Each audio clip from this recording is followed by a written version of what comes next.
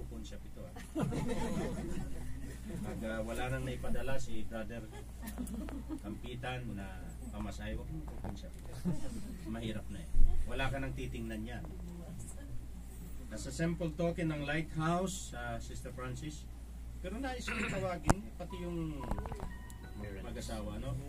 Alam niyo ang unang victory dyan sa mag-asawa. Amen. Yun sana, pangalawa lang yan dahil siya ang fulfillment ng victory ng mag-asawa na nakatapos Sister Francis ng high school. Ngayon po ay papasok niya sa tertiary level.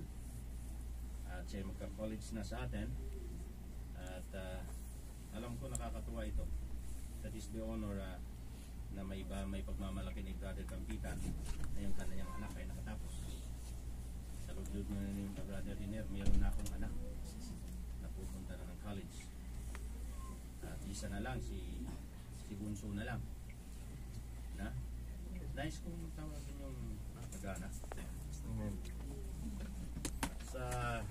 Sa munting token na ito ay ibibigay natin kay Sister Francis.